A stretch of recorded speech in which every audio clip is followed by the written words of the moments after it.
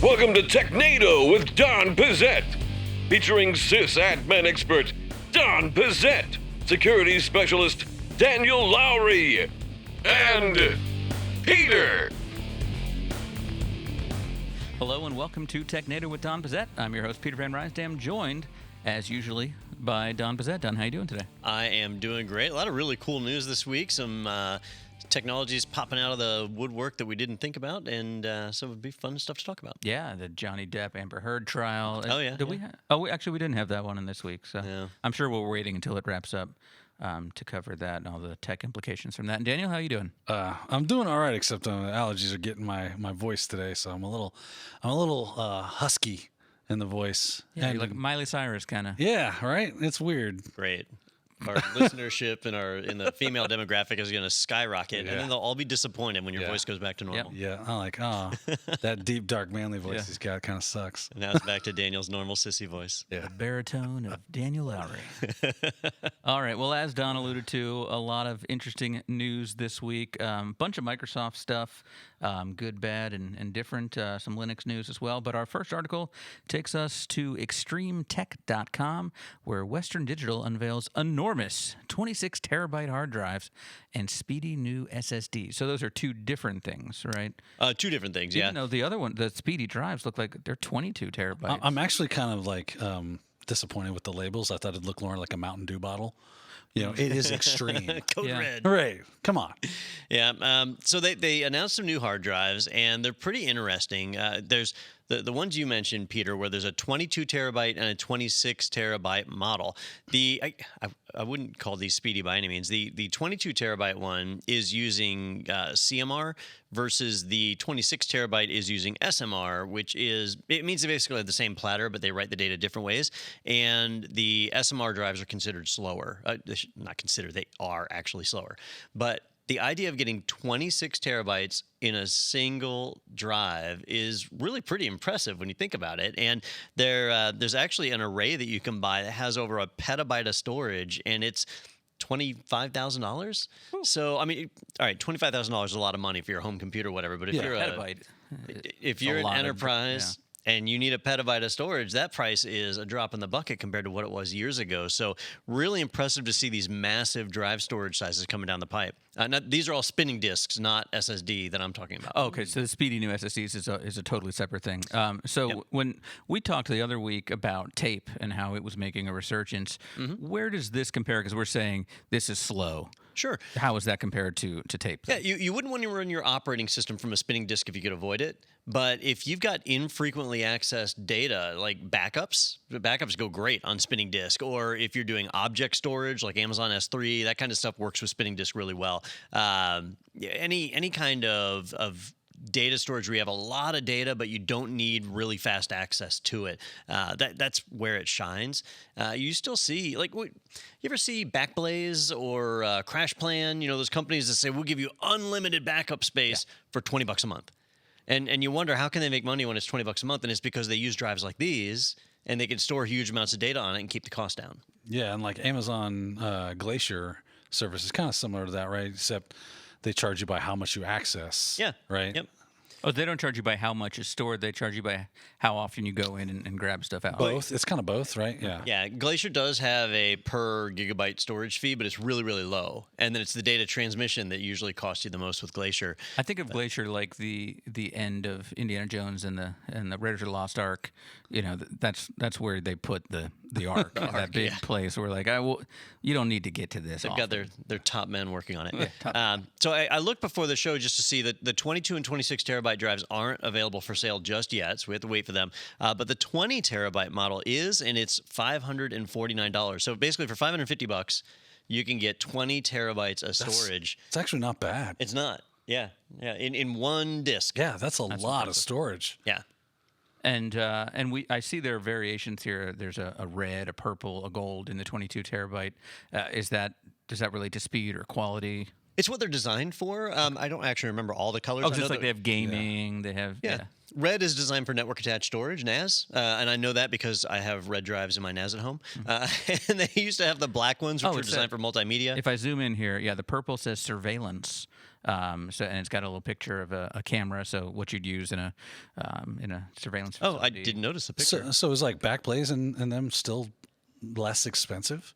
Yeah. Yeah, $20 a month. I mean, so Oh, why I would see what I you're go, saying, why yeah. would I go with this when I can go with that? So you got your choices here. So when you store data with somebody like Backblaze, first off, you're trusting them with all of your data. So if you don't trust them, it's worth it to pay more and store your own, right? The second thing is the way they can offer unlimited storage is by throttling your upload. It takes a while to get data uploaded. So if you're planning on backing up a terabyte of data a month, that can be a little tough with some of those services. So having your own storage, though, now you're only bandwidth constrained by your local network. So those are some of the different reasons why you might choose to use a cloud service or use your own. Gotcha. Yeah, and the gold says enterprise class SATA HDD. There you go. There you go. Figured that all out. Really proud of myself for zooming in. And then I said enhance. Yeah, exactly. Yeah. Would you like to know more? Good episode of CSI. I'm doing my part. If this was really like CSI, Don and I would have both been using the same keyboard Yes. during that That's exactly right. moment. But, Did you even think about trying to share the keyboard? I didn't. I'm should've. sorry. See? I don't know which side Don prefers. The Plus, that was left-handed or NCIS, not CSI. Whatever. What is it? And you said CSI. It's NCIS that did that. It's the same show. NCIS. Oh, Yeah, NCIS. NCIS. Okay, yeah. Get it right, man. Hey, listen, Navy. CSI's out there going, don't blame us for that crap. The Navy has we that didn't, technology. We didn't write that junk. Oh, because we were talking about the ergonomic keyboards Yeah. last week. I was like, how Yeah. did we get on that last time? 2 weeks in a row. Yeah. All right. It's like Scrooge McDuck. It just keeps showing It just up keeps showing up, which we're still the math. We're still figuring that out. there. I'm still working on amassing enough precious metals to test Yeah. this. Yeah. Not there yet. All right. Our next article comes to us from arstechnica.com, a comprehensive overview of Windows 11 22H2, the OS's first big yearly update. So, so this is the first of the yearly updates for Windows 11, and where they fix everything that we hate about it, right? Well, it's kind of interesting because with Windows 10, we used to always report on this, right? When they did the biannual. What does it mean? Twice a year, yeah. semi-annual. Yeah. I Biannual. always screw that up. Semi-annual is like a sale, I feel like, at an appliance Yeah. store. Well, very, very similar. So every 6 months they do an update, and they give it a cool name, right? Like this is the creator update or whatever, and they would do new features Yeah, as a part of it. 22H2, big creative. With Windows 11, they've kind of abandoned that. So they haven't been banking up new features to release as part of this big annual update. So the annual update is much more of just a true roll-up. So the guys over at Ars Technica, they tried to basically figure out what they would consider as something that's new in this 22H2 release, and it really boils down to just junk. A couple little tweaks to ribbons every here and there. Because security stuff is rolled out as needed, right? Right. Yes. And so this is more features and things that are not pressing. But Microsoft has kind of been releasing features outside of these big updates as well, too. So they've kind of backed off of their old plan of holding it all together into these bigger updates. So I think it really, the reason I want to talk about it today is that I think it signals the end of caring about these big updates. I think Microsoft is moving into that where you're just constantly getting updates, and so it's not so much pinned on a particular part of the year. So 22H2 will really just become a pressing of new DVDs for the people that still buy those for installation media or USB key or whatever. But that's about it, which I know the marketing people at Microsoft were all against. Like they want to be able to promote a new version of Windows to get people excited about it. Like, remember when Windows 95 came out, or when Windows 98, Windows 2000? These were big releases. I mean, that was the video of Ballmer and Gates like dancing on the stage. Yeah. Was when one of those came out. Yeah. But you can't get people excited about Windows 11 22H2. Wait, it's 23H1. Get ready. Yeah. Right? People don't get excited about that. That's crap. So the marketing people hate it. For the rest of us, for people who don't care about updates, it doesn't matter anyway. But I don't think it'll stay like this, but it is how they're moving right now. Interesting. That's more like Mac does it? I guess you could say that, like 12.4 and 12.3 and whatever, but they still do major versions. But they give names to them, right? They say El Capitan, Lion, El Capitan, yeah. Monterey, blah blah blah. So Is that? I mean, is that what you'd equate this to? Or because I think of those as a complete rollout of a new OS, like when it has a new name like that. But it was it's still like Windows 11. it was still Mac OS 10 for how many versions? Yeah. Oh, I see your point. Right? Okay. Yeah. But there were always new features, and there still are. Like in the newest versions in Monterey, there's new features that are rolled out. But it's just not as big as it used to be. Like upgrades to software, upgrades to operating system at least aren't as exciting as they used to be. Yeah. Yeah, you know what's not exciting is the mandatory Microsoft account. Yeah. Yeah, I was like, I'm out. That's a new feature. I am out. Which they released in Home Edition first. Now it looks like they're moving into the Pro version as well. So if you don't want to log in with a Microsoft account, you actually have to do the full install, log in with a Microsoft account, create a local account, and then go back and delete the other account. And now you're on just a local account. Yeah, but at that point, it's still created, You right? still created a Microsoft Yeah. account. Yeah. It's like, it's bull. The reason I dislike it, and I do dislike it, is not the same as you. You don't want to share information with Microsoft. I get it. Yeah. But for me, it's because your default home directory is C:/users/ and your username. Right. And mine used to be C:/users/dpozet or C:/users/don space pozet. Yeah. Well, if I log in with a Microsoft account, it becomes C:/users/don pe. And I hate that. Really? That's an interesting They don't thing. let you pick your directory. It just ends up, it's Don PE. I get 5 letters. Because that's is it. that what is taken from, like, it's I the don't know first where 5 letters of your Microsoft account or something? It is the first 5 letters of my Microsoft email address, but why do they pick 5 letters? Yeah. Like, give me my whole name. I can afford it. I can afford the extra characters in that directory name. So I will got it say, in my budget. I'm not a huge fan of sharing whatever information, but I'm not so much that, but that I am forced. You give me no option. Yeah. I like having, a cornucopia of options, a veritable smorgasbord, as it were, of being able to go, well, if I want to go with this, I can do that. If I want to do that, I can do this. Even if this is the option I Right. pick, I still want the choice. Well, and then, of course, we were talking last week about the whole passwordless environment kind of thing, which is also another thing I'm not mistaken that they're kind of pushing in this update to the thing, to Windows 11. I just see them trying to basically take control over what it is I'm doing. And I just want you to give me a platform to do things that I want to do, not that you control how that platform start menu is going to start having suggested content, I'll right? turn that off. There's a lot of weird things that they're adding to this that make it just a platform for marketing and control. And that's what I don't like. Well, something interesting I noticed, and we'll go multi-OS here. So Windows, obviously, they want you to log in with that Microsoft account. Right. If you install Mac OS, man, they ask you like 6 times if you want to log in with your Apple ID. And if you say no, they're like, are you sure? Maybe you but click what no about by iCloud accident. backup? Yeah, so they're really pushing that. But in Linux, like, have you installed Ubuntu lately? Probably like a few weeks ago. Ubuntu will still ask you to log in with a Ubuntu one or Canonical one. Oh, yeah, that account. yeah. That service effectively shut down because they had a store tied to it, and that went away. And so now logging in with that account gives you absolutely nothing. There's no cloud sync or anything like that, but they still ask you to do it. Like, hey, have you thought about creating an Ubuntu One account? You'll get, you can do nothing. If you want to do the live updates to the kernel without rebooting, you have to log in with that account. But it doesn't like do anything except you're basically saying if you want to do live updates to your kernel, you got to share your information with And the cool thing about that is I can go, well, you know what? I don't like that Ubuntu does this. I'll make my own version of Ubuntu. I'll call it Kubuntu, and it doesn't do that. And you have to have a Prodigy account right to log into. Where's your net zero login? Like, oh, geez, I wrote this down on a Post-it in 1994. Before the internet. What do you think the oldest services we could find that still allows you to sign up? Because AOL. I think AOL's still around. You've still got. And you can still create an account. I don't know if you can still, that's a good question. Yeah. But that service is still around. Because I like how Peter's like, oh, I'm on this. Well, I want to see if I can get my old username back. Because I know, like, my Hotmail account. I actually had a Hotmail account before Microsoft acquired Hotmail. Yeah. So I think I got mine in like 1996 or something. So a long time ago. Yeah, that was a while. But you can't get a Hotmail account now. You can go to Outlook.com and sign up, but they won't give you the Hotmail.com address. Yeah. So when you look at companies that have been acquired, their address might still work if you already had one, but you can't sign up for a new one. Yeah. Can you get a CompuServe address or a GeoCities or something? Angel Fire.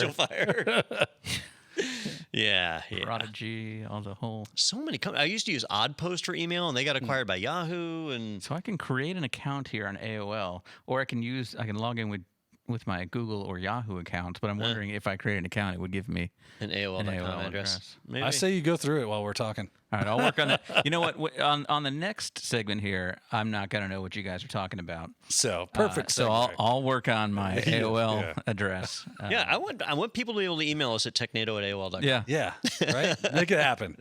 Oh, okay. So I'll make it for that. All right, Yeah. that's perfect. There you go. All right. So our next article, speaking of operating systems, is from Phoronix.com. Microsoft issues first production release of its CBL-Mariner 2.0 Linux distribution, and this is the long-awaited Linux version that we had been predicting, and then actually happened. So this is that first production release. And Don, we were talking before you got in the room. Do you know what CBL stands for? Common Base Linux. Yeah, Daniel didn't. I did Yeah. because I saw it on the next article. Oh, no, I use a we'll real talk about it in Linux. a minute. But yeah, so is anyone going to download this and use this, or is this more for like Azure? And, The People's server Republic farms? of Linux. says.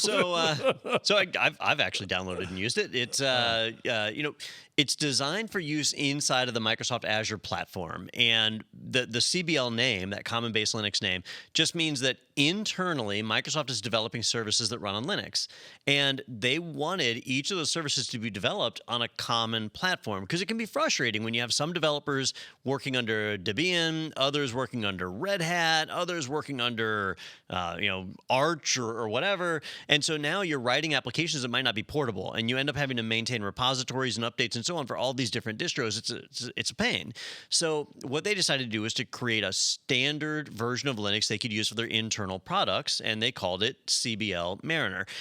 We reported on it last year when they released it, CBL-Mariner version 1.0. You could download it from GitHub. You could actually build your own ISO with it, and I still have my ISO laying around. I fired up some VMs.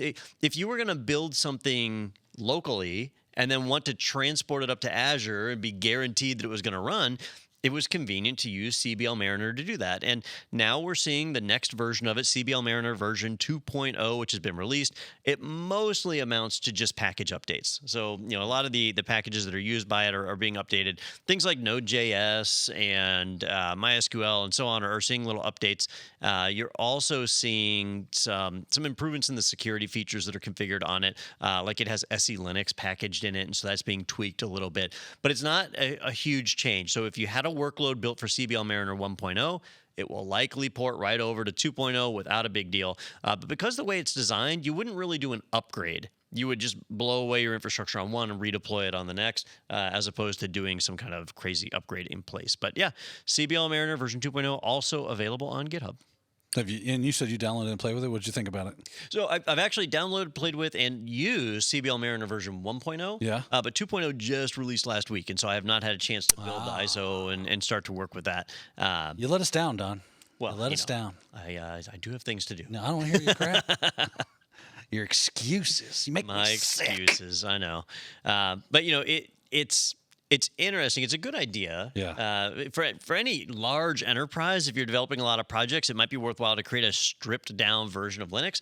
And in this case, you could just use Microsoft's. They are building it for the Intel and ARM architectures, so it's pretty flexible. So you're saying that this version of Linux will be, if you're running an Azure environment, this is probably your best way to go because it's fully supported. Everything works. You don't have to, you're not going to run into any kind of janky things that break because, you're using Ubuntu or whatever.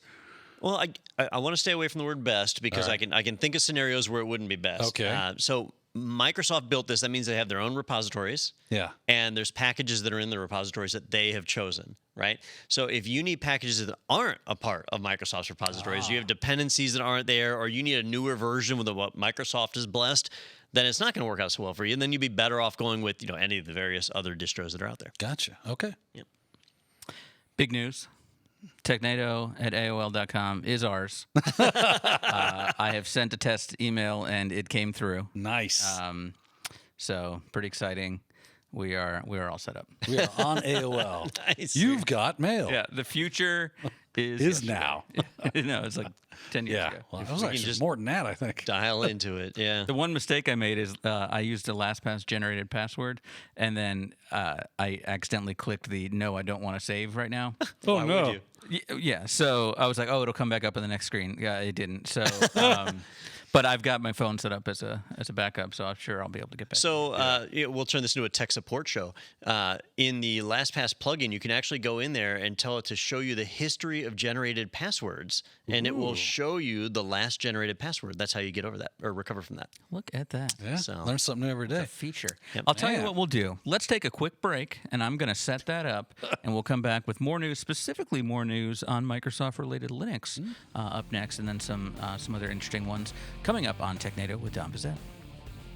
This is Josh. Josh spent $2,500 on a week of classroom training for CompTIA A+ and got certified. Josh got a good job that pays $40,000 per year. This is Jeremy. Jeremy only spent $299 on a full year of training from IT Pro TV, including A+ and 300 other courses. Jeremy also got a great job that pays $40,000 per year. Jeremy used the more than $2,200 he saved in IT training for a fabulous tropical vacation. Now, Jeremy is still using his IT Pro TV membership to study for Network Plus and Security Plus to advance his career, but not spending any more money, since all three are included in his IT Pro TV membership, plus 300 more courses. Don't be like Josh. Choose IT Pro TV for your IT training.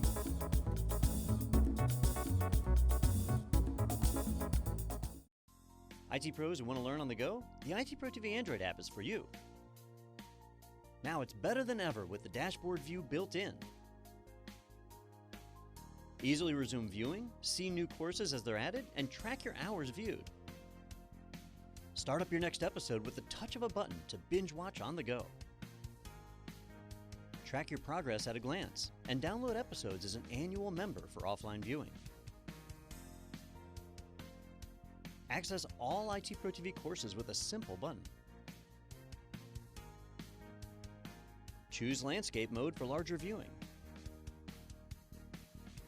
Choose your course by category, certification, or job role. Watch anywhere and pick up later on your favorite devices. So head to the App Store and download the IT Pro TV app. All right, welcome back to Technado with Don Pizzette, and I've successfully recovered my password here for AOL.com. So if you want to send us some mail, you can do it all the normal ways. Go to technado.com. Technado is much preferred. But you can also now email us directly at technado@aol.com. And we'll put one of those mailbox GIFs on our homepage too, with the mailbox opening and closing. We need the under construction icon. Yeah, and the counter on the bottom. Yep. And the email with like the mail with wings. The counter. The counter's the best. Did anyone start their counter at 0? That's what I want to know. Yeah, I did. You did? I had one. Oh, see, everyone started at Because I wanted to know exactly how many. Like, see, people I was wanted to actually look getting. impressive. And so. it's still at 0 to this very day. But we're going to set that up to forward to our real email, because I will never log into this ever again. Anyway, what was your website? The website you had a account. Oh, well, I used to work at a web design company. So okay. So we'd always started at Gotcha. at least 1,000. Yeah. Yeah, no one's going to trust a website. It was pets.com. Yeah, that's Yeah, and it seemed to work until it didn't one day. All right, well, I said that we had some more news about Microsoft Linux distributions, and I was not lying.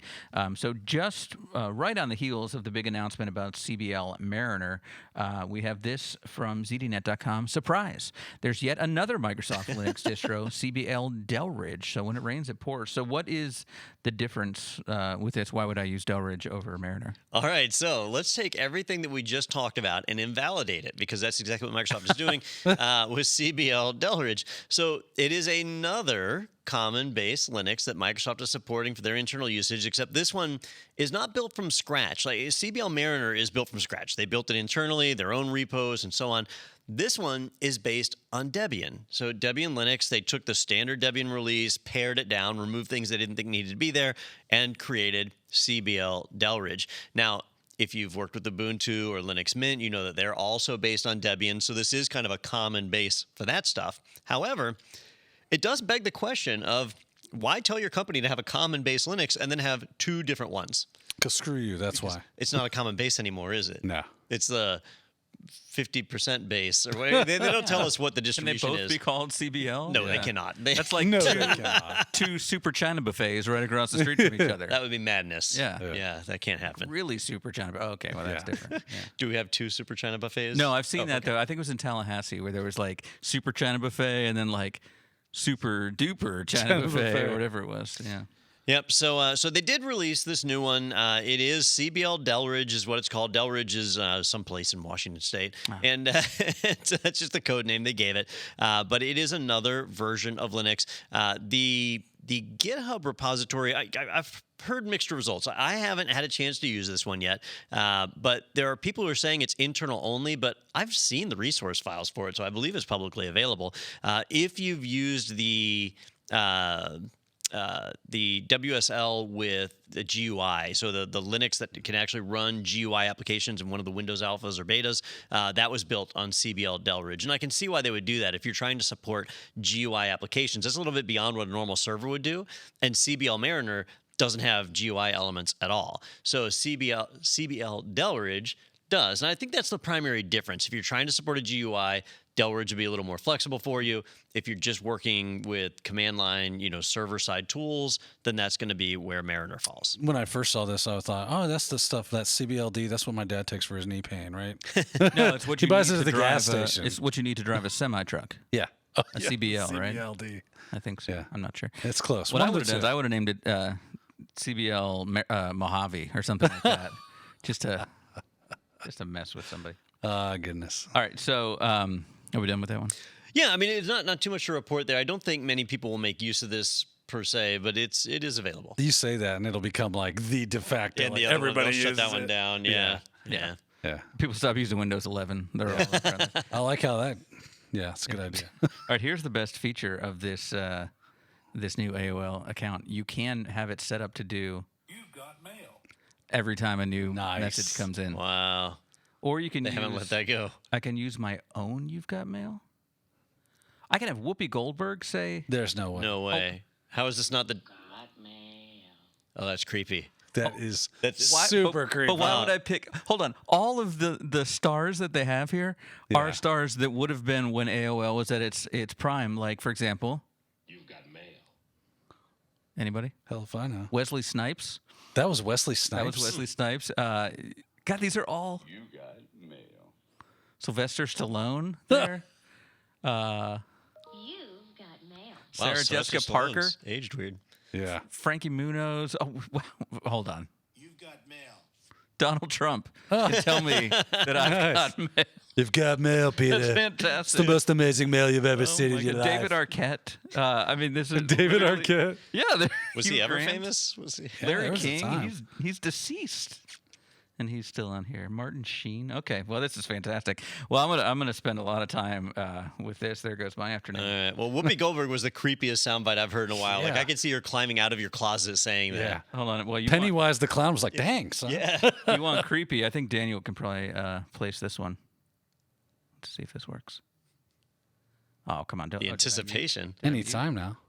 I muted. You've got mail. Is that Fry? It's the Crypt Keeper. Ah. Like how old are Yeah. these references? Fantastic. I do love the Crypt Keeper, man. Yeah. That was a great show. That's a good show. All right, now I gotta find where we are. No, he means he really loves. the Keeper. Yeah. Gag me with a spoon. Yeah. I'm going back to that same era. All right, this one. Speaking of Linux and A lot of Linux stuff today. referencing back Yes, these to- are. Is it Linux month or something? What's going on I here? think it is not here at IT Pretty Feed, but this relates back to a webinar you just did, Don. This is from VentureBeat.com. Rocky Linux developer CIQ raises $26 million to recreate CentOS for enterprises. So they are really saying, hey, why would you even look at Alma Linux? Yep. This is where you need to be. We just reported a month or two ago about how Alma Linux pulled in a bunch of funding from AMD and a number of other corporate sponsors, and they've really been making some big headway. To me, it looked pretty clear that Alma Linux was taking the lead as a replacement for CentOS. Well, Rocky Linux does not want to be left behind, and so they have secured an A rounding of funding. A round of funding. The letter A. Yeah. Not Series A. Not Series the, A. There we go. Not Yeah. the what's that word? The particle or whatever.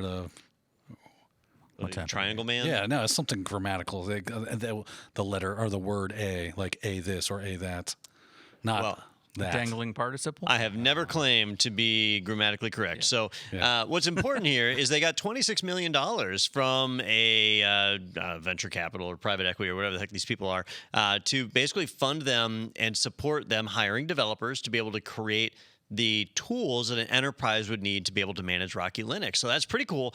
$26 million is a lot of money. I don't know, Daniel, you got that in your pocket? Not with me. No, Peter?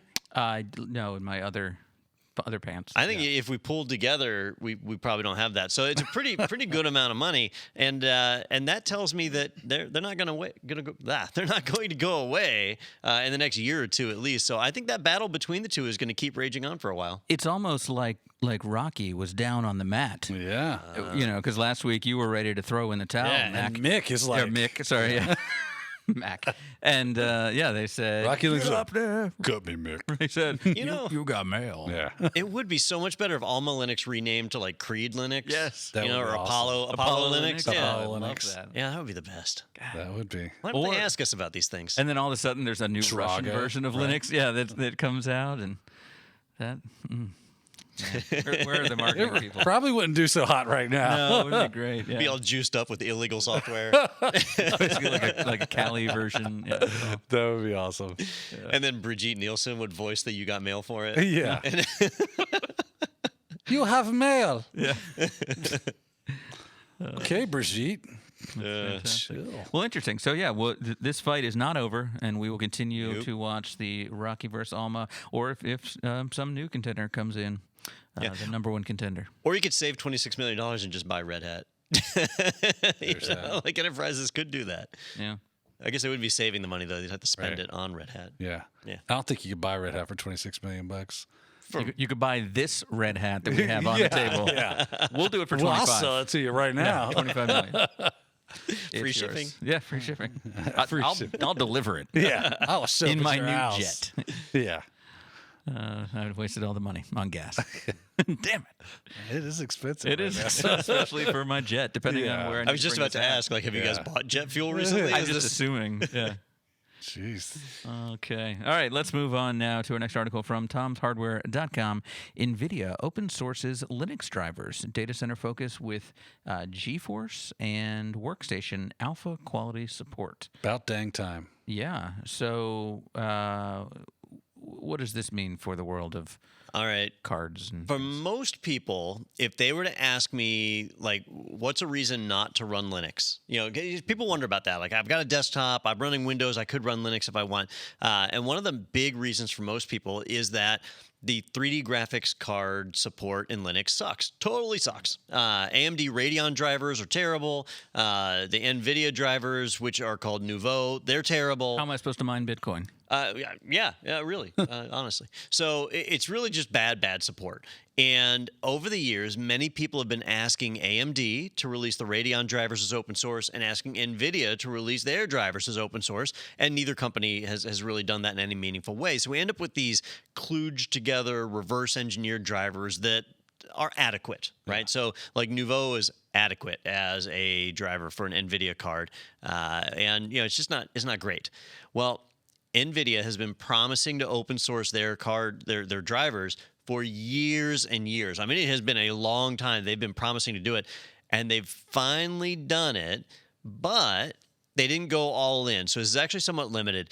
They're supporting, and I've forgotten the name, but the data center version of their cards, which is the I can't find it quickly.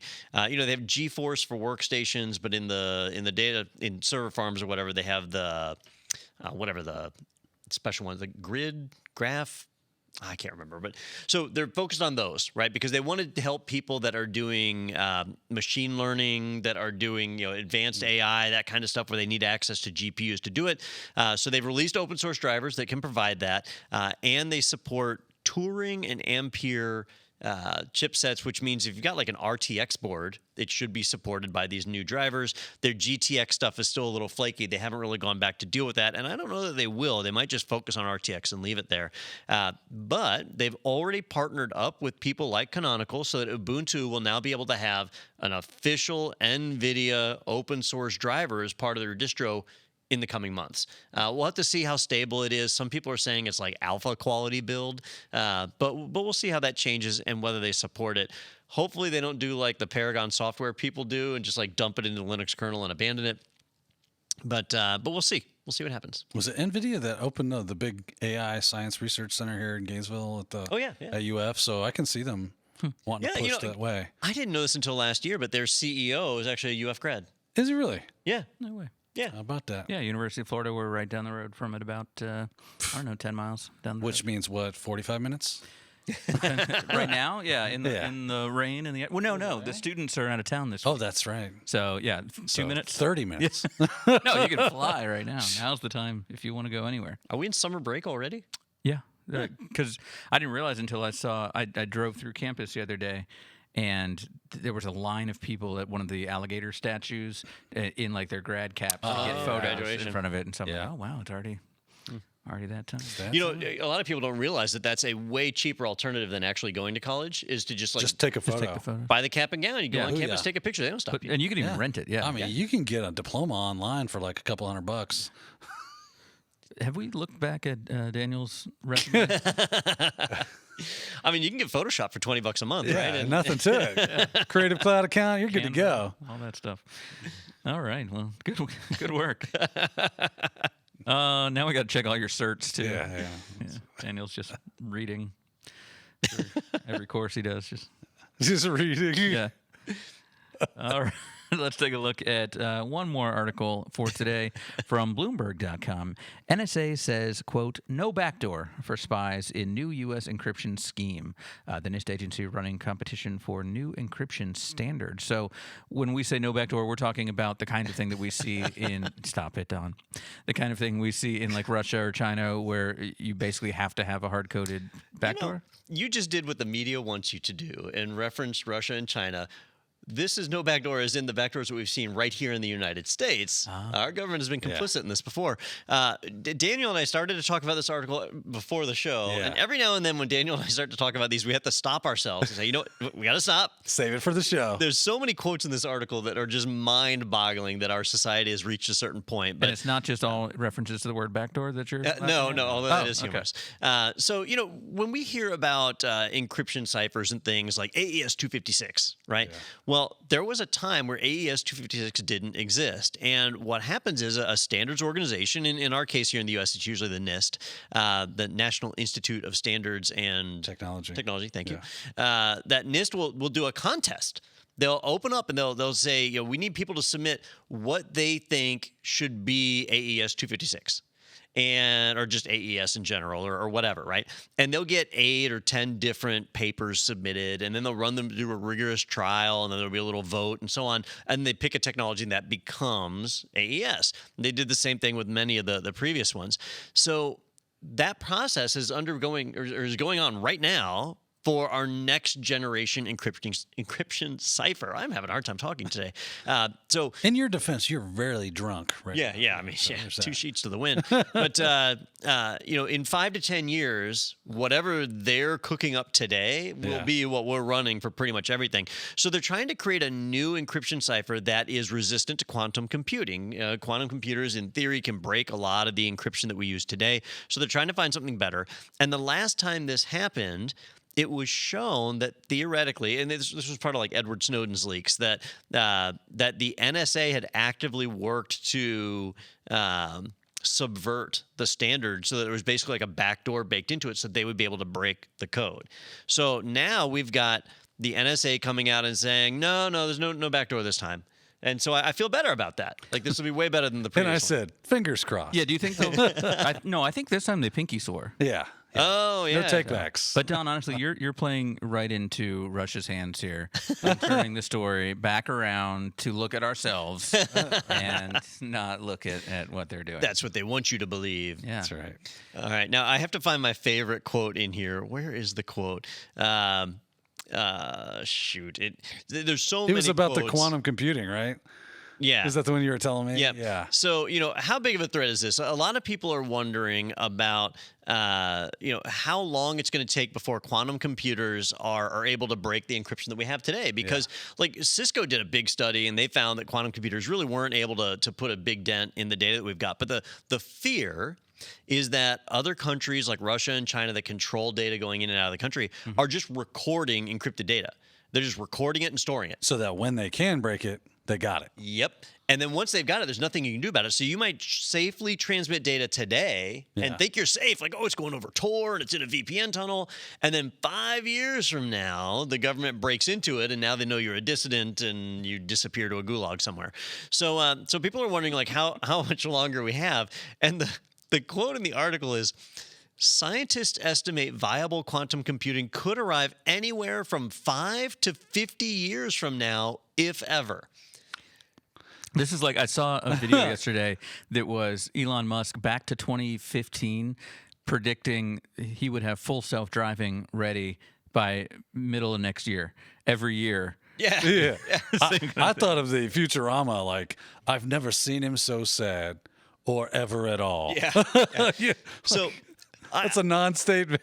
I was already on alert when I saw 5 to 50 years because that's an order of magnitude. Yeah. And so Yeah. this is not a precise measurement at all. Yeah. And then to end the sentence with "if ever," Yeah. this sentence doesn't exist. Like, Yeah. This was filler. So the point is, though, that there is a real fear, I think, that if somebody records your encrypted traffic today, you think it's safe because it is, but there's a window of time, like where they could still potentially use that data against you. Now, if it's something like, hey, Daniel, what time are you going to lunch tomorrow? Right? Right. If somebody knew when you were going to lunch, they 1 could, o'clock to 5 o'clock, if ever. if ever. Yeah. But they could use that as here's a time I might be able to find Daniel's computer unguarded. Yeah. Right?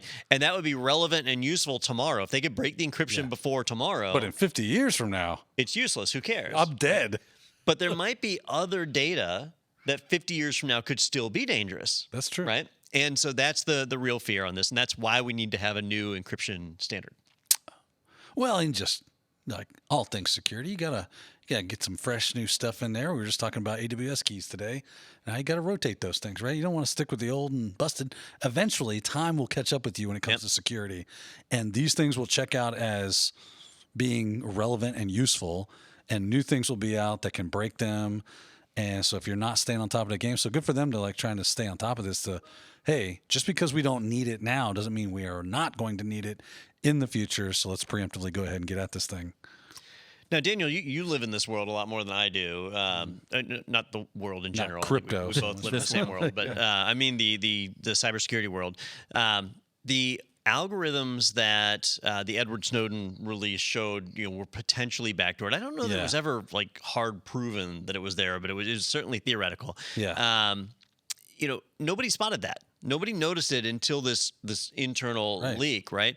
So when the new standard is released, it's open source. Anybody can review the standard. It's all documented, right? Right. How do you vet something like that? Like, what does it take for you, Daniel, to trust a new algorithm? To trust a new algorithm?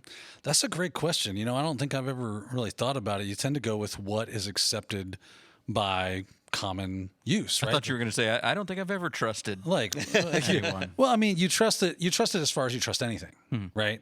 You have to eventually put your trust in something. Otherwise, you just sit there and do nothing, which is a non-existent, that. right? Yeah, that's been my approach. But then you can't use your computer. You can't get online. You can't have email. You can't do business. You can't do anything. So eventually, you have to say, I'm going to go ahead and put my stamp of approval on these things. And you can try to vet those things by, if you have the wherewithal and the mechanisms to do so, to attempt to break through it yourself. I mean, we saw this with maybe not something like AES 256, but we've seen it with like the encryption standard used to encrypt like DVDs. Oh, the DCSS. Yeah, the whole DCSS. thing. Thank you.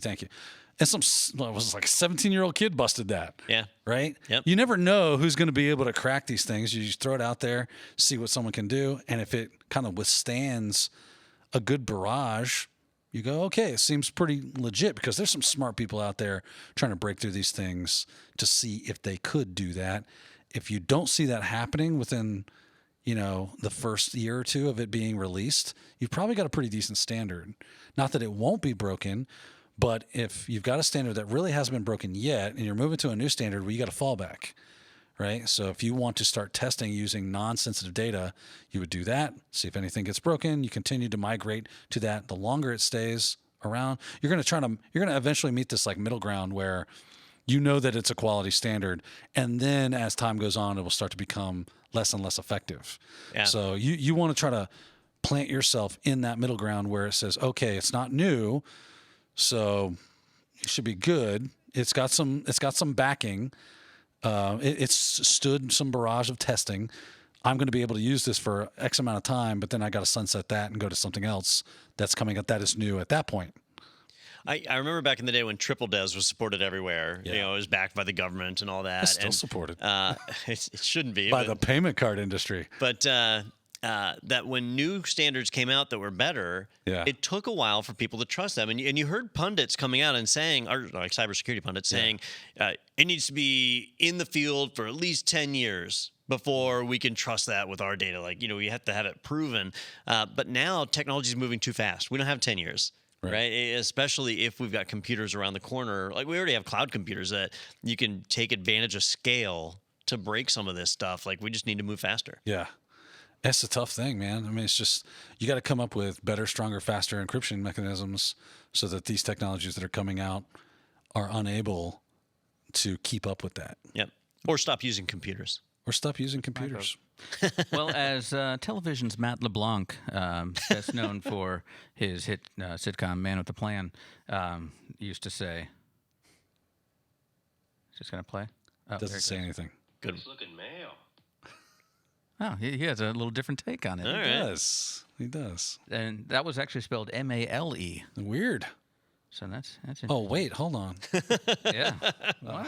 What site are you on? It's not AOL anymore. Now it's- Larry King says. You got mail. Yeah. So let's talk about Yeah. that. Detroit, you're on. Yeah. Take your Beano. I'm 79 years old. I guess I had 3 kids. What was the Or no, thing he? Garlic. That's what it was. Not But no, Beano. it was emergency too. The the vitamin C supplement, Yeah. like that powder. Oh, I love Larry that King. stuff. Good stuff. Hey, speaking of stuff that you love, we have a new webinar coming up real shortly. No way. It is. No, it's actually today on Thursday, May 19th. Is that today? That is today. It's called All Things Cybersecurity with Daniel Lowry and John Hammond. I've heard of both those guys. Huntress and the YouTubes. He's on there as well. And we're going to get him to record You've Got Mail, and we'll submit that into AOL and see if they use that. But I've read your mail. yeah, exactly. I've read your mail. Yeah. We've got mail. Yeah. But this is a new kind of look at our webinars where we're actually going to let you guys at home run the conversation. It's going to be live, so submit your cybersecurity questions, and we'll let you guys decide what direction we go with that, and get Daniel and John's opinions on. You know what it comes anything. from? Is that people are always like, the Q&A sections of your webinars are way too short. We're like, let's just do an hour of that then. Yeah. and watch. We're gonna go. Anybody? Questions? Yeah. Anyone? No. Bueller? It's chirping. Yeah. Yeah, we both went there. But that is taking place, like I said, today, 2 p.m. Eastern. Don't worry, even if you do miss it, you weren't going to put in a question anyway, so you can watch the recorded version. Just head over to itpro.tv/webinars, and you can see, you can register for that if it hasn't happened yet, or you can see the recording. And we're going to try to do those monthly now. Yeah. Different guests each time. Sophie will be joining us too. She's going to kind of like moderate and run the chat room. Yeah, for you. she's the one taking those questions and feeding them to you guys. So, if your question doesn't get on, it's because Sophie didn't pick it. There we go. Don't blame Daniel. But yeah, like I said, itpro.tv/webinars where you're going to want to go for that and all future webinars. And while you're on that internet, why don't you head over to technado.do, aka technado.com, aka technado at AOL/GeoCities. And you can see all of our latest episodes. You can get some cool Technado swag there. You can meet the team. You can send us some feedback if you can't get through to our AOL account. And you can also click the big orange button that says sponsored by IT Pro TV and get 30% off the lifetime of your IT Pro TV personal membership. You can also request a team trial and find out all the great features available to teams from IT Pro TV. So check that out. Don, today. what's the over-under on getting the dev team to create a GeoCities IT Pro TV site or an Angel Fire or something? You know, we have some talented people on the UX They team. could probably I bet spin they that could up in whip like that an up. hour. Yeah. Yeah. The blinking text would be the hardest part. It's a tag. It's just a tag. I don't think that tag works anymore. Oh, really? Yeah, so you have to do it in JavaScript or whatever. Dang. Yeah. Oh, they could do it. And the best part of the Trading Places movie, Jamie Lee Curtis. You're not a loser. You've got mail. What is that from? That's too funny. know. It's You nothing. have- It's not from anything. Yeah, but I didn't know if she was on like The Biggest Loser. Yeah, or no. something. They probably just said, "Hey, we're AOL. We got them a lot of I money." think that's from her Activia commercial. Yeah, you're not. Yeah, you've got mail in the bathroom. Yeah, While you're that's sitting where on I the read toilet all my mail eating your Activia. because I don't really leave. Yeah, because I've had Gotta- too much of this. Got a refrigerator full of Activia. right by the crapper. Oh man, just pooping in a It's box. just coming right out. It's Activia when it comes out. Yeah, half the stuff that makes it to that Cologuard lab in the box is just This is Activia. pure Activia. Strawberry. Strawberry. Yeah, it's my favorite too. All right.